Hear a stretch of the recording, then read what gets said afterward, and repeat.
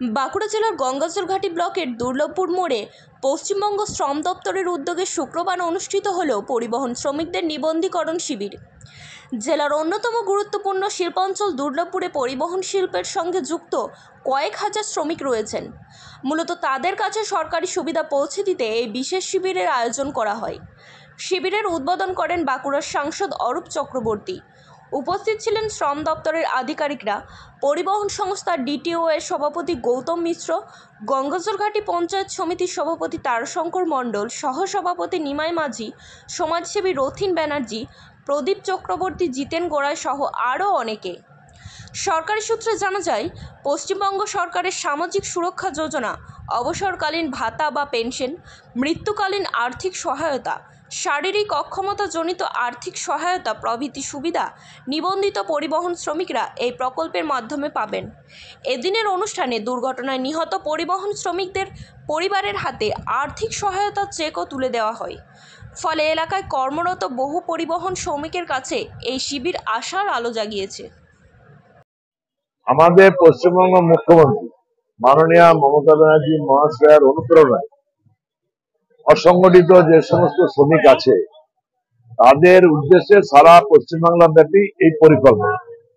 এই পরিকল্পনায় সরকারি শ্রম ডিপার্টমেন্টের মাধ্যমে আজ দুর্লভপুরে যে অনুষ্ঠান হয়েছে সরকারিভাবে, সেই অনুষ্ঠানে আমাদের দুর্লভপুর ট্রাক ওনার অ্যাসোসিয়েশন বহু ড্রাইভার হেল্পার আছে এবং এই এলাকায় 4 চাকা গাড়ি থেকে, বাস থেকে, ছোট মিনি পরিবহন গাড়ি থেকে আছে। প্রত্যেককে আমরা অ্যানাউন্স করে সংগঠিত করেছি, সবাই যেন এই সরকারি প্রকল্পের পরিকল্পনা থেকে বঞ্চিত না হয়।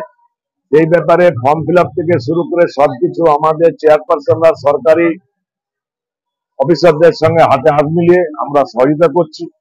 আমাদের দুর্লভপুর ট্রাক অর্গানাইজেশন ব্যবসা প্রতিষ্ঠান হলেও যেহেতু সমাজসেবা মনোভাবাপন্ন মেম্বার, তার জন্য আমরা এটা করে আজকে আমরা খুবই দ্বিতীয় থেকে আনন্দিত। পরিবহন শ্রমিকদের সামাজিক সুরক্ষা যোজনায় ওনাদের নাম নথিভুক্তিকরণ, মানে যে সমস্ত পরিবহন শ্রমিক আমাদের সামাজিক সুরক্ষা যোজনায় নাম অন্তর্ভুক্ত এখন অব্দি করেননি, যারা বাইরে রয়েছেন, তাদেরকে এই সরকারি স্কিমটাতে তাদেরকে নিয়ে আসার জন্য আমাদের এই প্রোগ্রাম।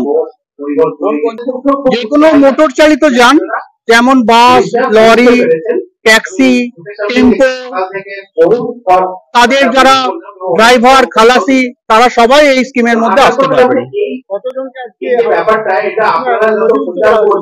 সেটা এখন বলতে পারছি না, কিন্তু এখানে রেসপন্স খুব ভালো আছে। আমার মনে হচ্ছে মানে অন্তত পক্ষে 100-3 কম হয়তো জমা পড়বে, তার বেশিও হতে পারে, কারণ এখনো কম তারা নিয়ে যাচ্ছেন। তারা ফিল আপ করে যতক্ষণ না জমা দিচ্ছেন ততক্ষণ পর্যন্ত আমাদের পক্ষে বলা সম্ভব না সংখ্যাটা করছেন। তারা একটা সুবিধা হচ্ছে, তাদের একটা ডেথ ইন্স্যুরেন্স আছে। ডেথ ইন্স্যুরেন্সই কারণ হচ্ছে তারা কোনো কারণে যদি মারা যান, স্বাভাবিক মৃত্যুতে 50,000 এবং অ্যাক্সিডেন্টাল ডেথের ক্ষেত্রে 2 লাখ টাকা তারা সরকারের কাছ থেকে তারা সুবিধা পাবে।